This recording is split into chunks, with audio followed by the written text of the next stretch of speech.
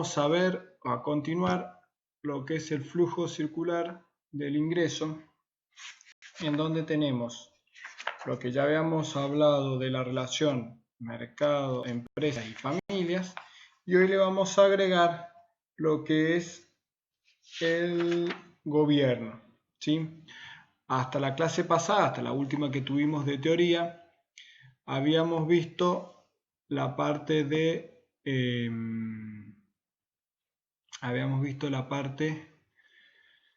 que era el mercado, o sea, era sin ahorro, ¿sí?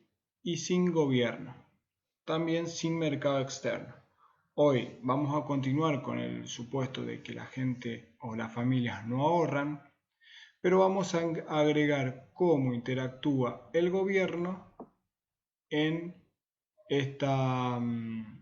este flujo circular de las relaciones con las empresas y las familias.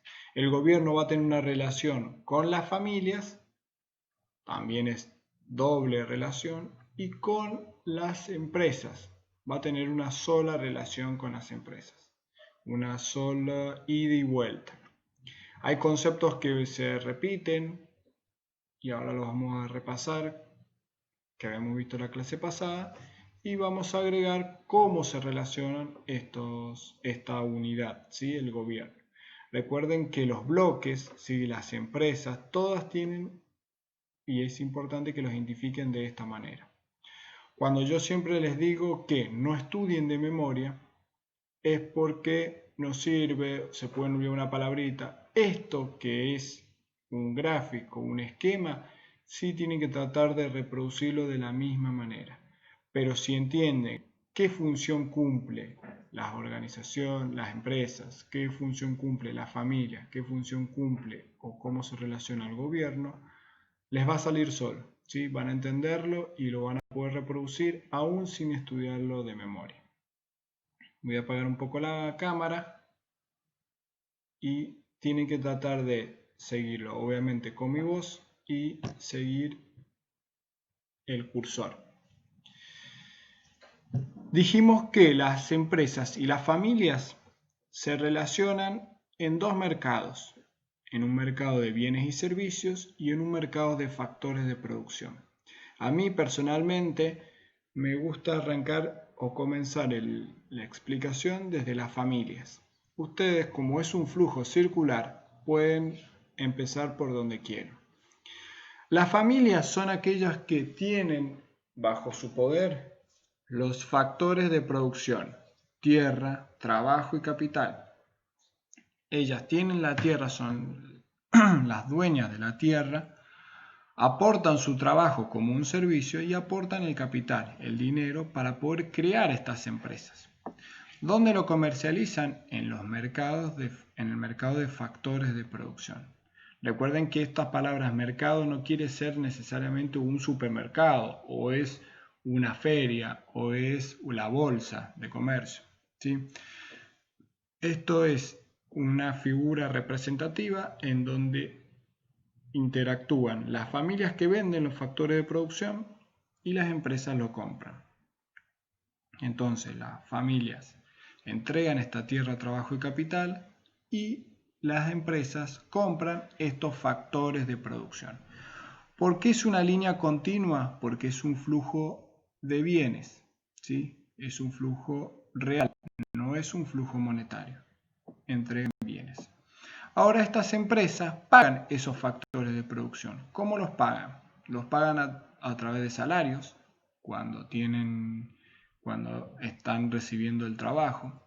Lo pagan a través de rentas o beneficios, a través de la distribución de esos bienes, de esos dineros que se obtienen en las empresas y que se los entregan o se distribuyen en los particulares. Cuando las familias entregan el capital, vayamos al caso concreto de una empresa. Se reúnen 3 personas, forman una sociedad anónima, tienen una empresa, ¿sí? Están otorgando capital para formar la empresa. Una persona puede otorgar dinero, la otra puede otorgar un inmueble y la otra puede otorgar una maquinaria. Entregan ese capital para armar esa empresa. Ahora, cuando esa sociedad anónima distribuye ganancias, es decir, pasa un año de que se forma, obtienen 150.000 pesos de ganancia, distribuyen 50.000 pesos a cada uno.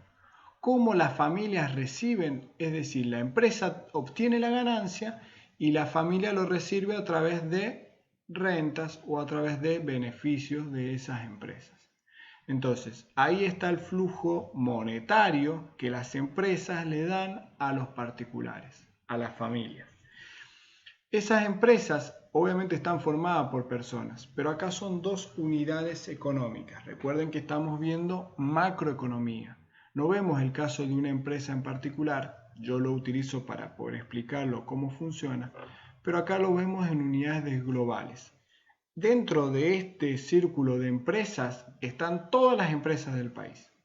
Dentro de este círculo de familia están todas las familias o todas las unidades de consumo del país.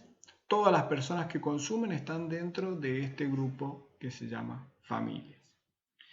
Ese es cómo interactúan las familias a través del mercado de factores de producción. Ahora, las familias, ¿qué hacen con ese trabajo, esa tierra y ese capital? Producen y venden bienes y servicios. Estos bienes y servicios los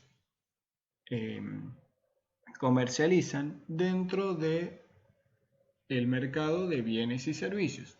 Esto es fácil de memorizar, como les decía, o fácil de entender porque donde venden bienes y servicios es el mercado de bienes y servicios. Donde las familias venden los factores de producción es el mercado de factores de producción. De factores de la producción.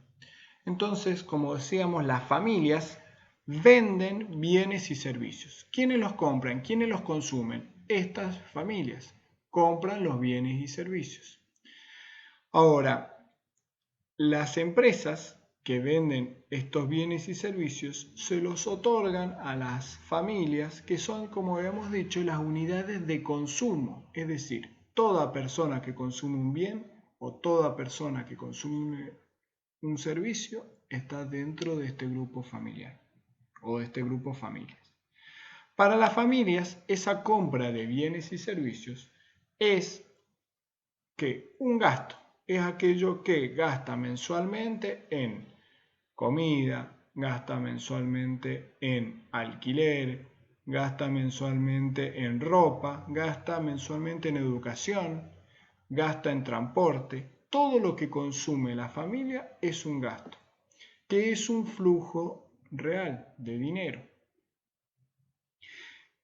Perdón, es un flujo monetario de dinero.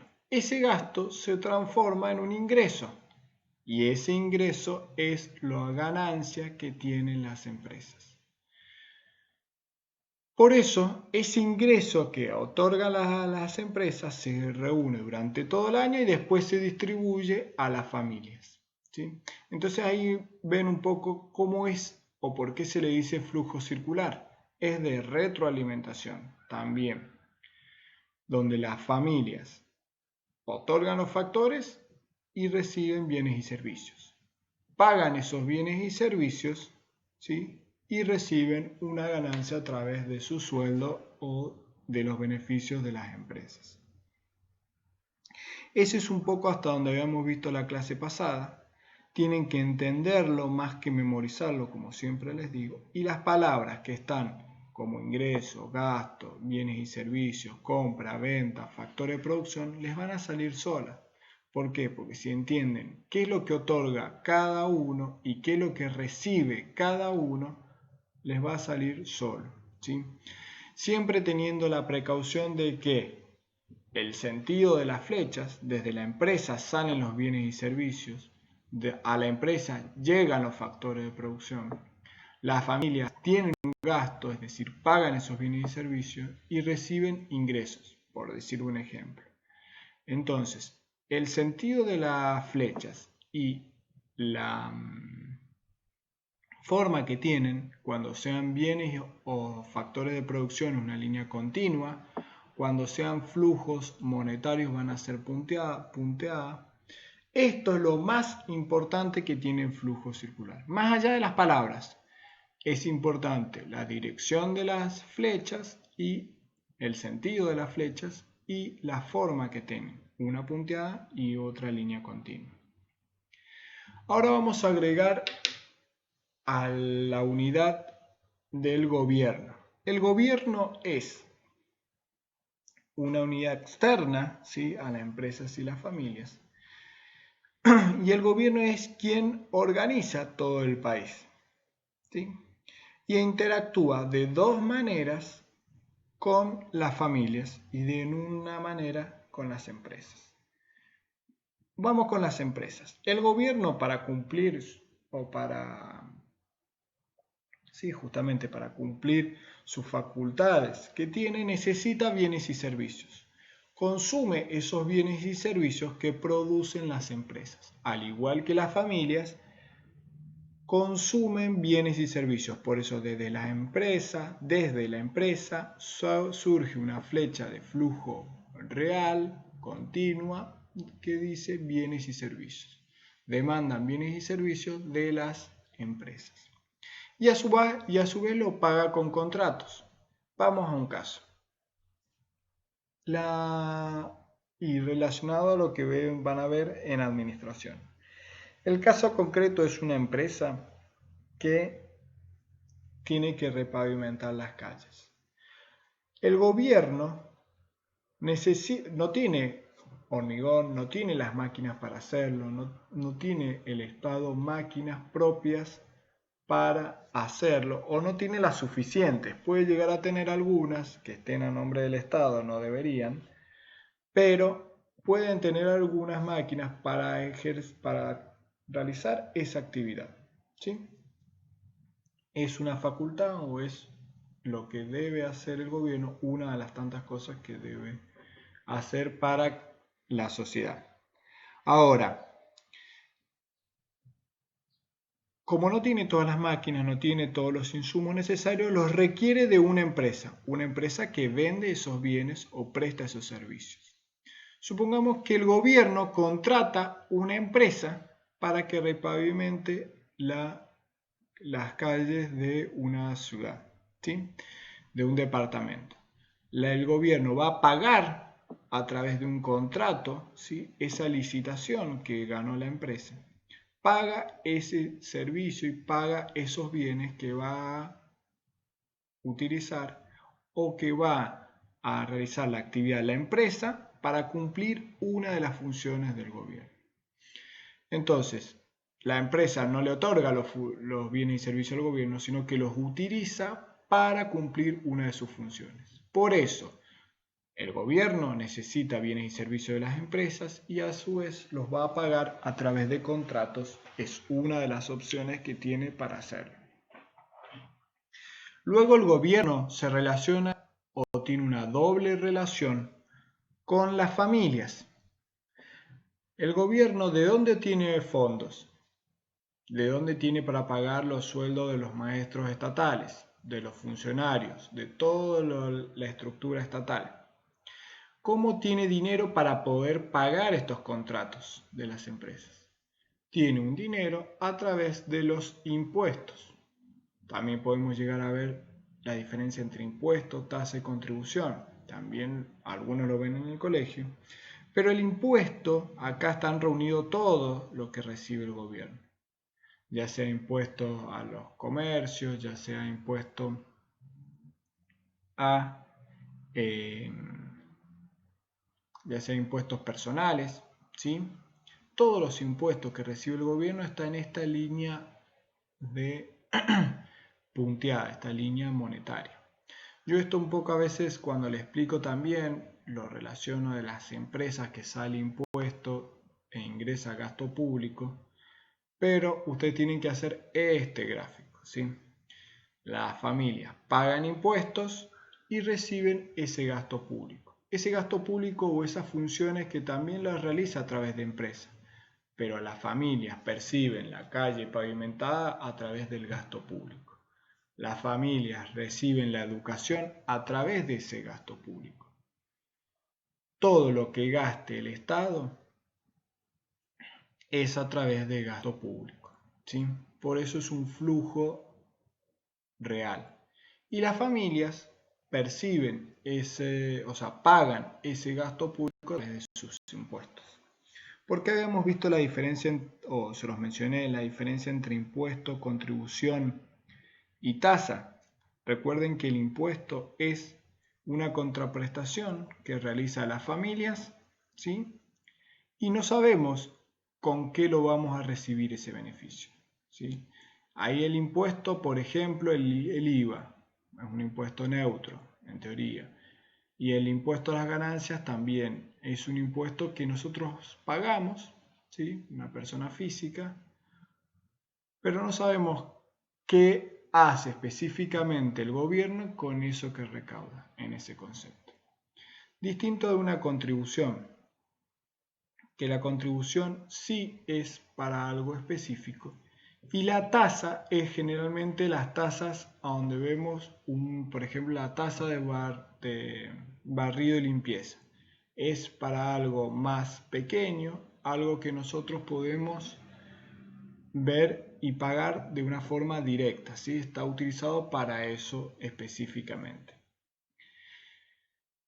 El gasto público, entonces, como dijimos, es todo lo que gasta el Estado para cumplir sus funciones, de gobierno en relación a las familias. Y por último, tenemos la relación entre pago de factores y factores productivos con las familias. El gobierno también está compuesto por personas, ¿sí?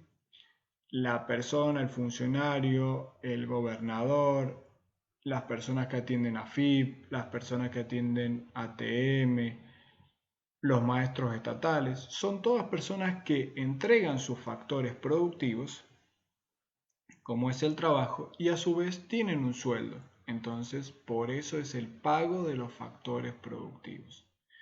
¿Qué otro factor productivo puede entregar la familia? Por ejemplo, cuando están haciendo una calle y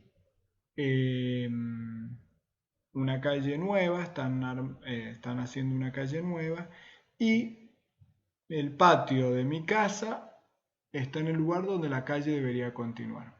¿Qué se hace en esos casos? En la mayoría de los casos se hace lo que se llama expropiación, en donde el gobierno tiene la facultad de expropiarte, es decir, de continuar la calle, quitarte esa parte de tu terreno, esa parte de tu tierra, por eso las familias tienen ese factor productivo que es la tierra, expropian el patio, una parte del patio de tu casa y te pagan ese factor productivo, te dan una compensación. La familia entrega ese factor productivo que es el patio de la casa y el gobierno tiene la obligación de pagar por esa tierra. Ese es otro caso a través del cual las familias interactúan con el gobierno, en donde podemos ver cuando entrega un factor productivo y les pagado o cancelado ese factor productivo a las familias. Siempre las familias, recuerden que son los dueños de los factores productivos y en línea continua entregan al gobierno. El gobierno en línea punteada, flujo monetario, entrega o paga esos factores productivos. Importante siempre marcar el sentido de las flechas y las formas. Para terminar, les hago un breve comentario y desde acá vamos a retomar la clase que viene sobre los indicadores que vamos a ver de macroeconomía. Los mencionamos y los definimos de forma resumida y la clase que viene los vamos a profundizar. Vamos a ver 3 indicadores.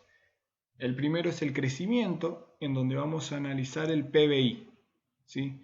Siendo el PBI el valor monetario de todos los bienes y servicios finales que un país produjo en un año dado, ¿sí? Vamos a analizar cómo se calcula el PBI y vamos a analizar qué significa.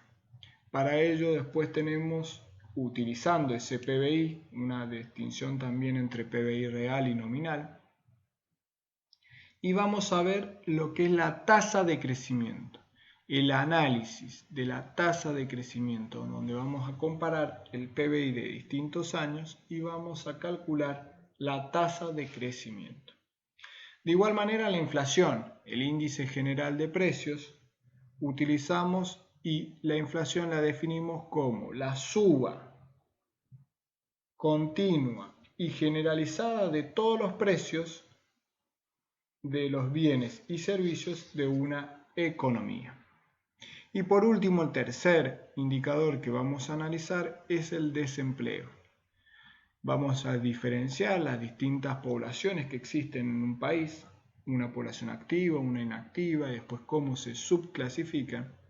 Y por último vamos a ver la fórmula de la tasa de desempleo, en donde vamos a comparar el desempleo con la PEA, que es la población económica activa. Lo menciono y lo explicamos bien claro en la clase que viene, para luego también poder llegar a definir a la tasa de desempleo del país. 3 indicadores: crecimiento, inflación y tasa de desempleo, los que vamos a ver a partir de la clase que viene.